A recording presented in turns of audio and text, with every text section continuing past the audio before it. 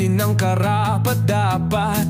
Huwag tayong magpadala sa matatamis na salita lang puro pangakit. Ayuda'y hindi sapat na dahilan, batas ang dapat na kaalaman. Huwag tayong paluko sa pangako na pagkalipas tayo'y maluloko. Bumoto ng tama, kababayan ko, tayo ang pag-asa ng bayan ito. Hawak natin ang kapangyarihan, tapusin ang kurakot sa pamahalaan.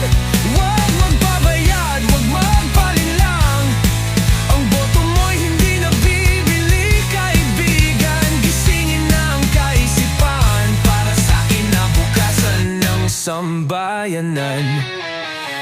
Pag-isipan bago pumili, suriin ang plataforma at gawi.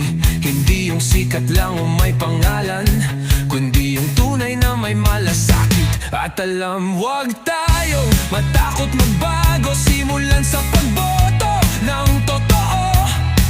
Ang Pilipinas ay para sa lahat, hindi para sa iilang tiwali at uso. Ayaw patak at boto, bay pangutana kung unsay kaya. Ayaw palupig sa tagsaad nga, murag tulara. Dili lang kay na ay kwarta, ayuda o pamista. Tang awa kung kabalo ba mo himog balaod sa Kongreso, ha?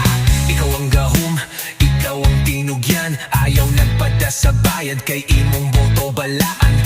Kung magpadala ka, kita ray luoy, mas nagyang bukurakot kung kita magpabinuang oy. Gikan sa Subo, hangtod sa Mindanao, pagmata na ta, panahon ng mubangon takaw. Dili ni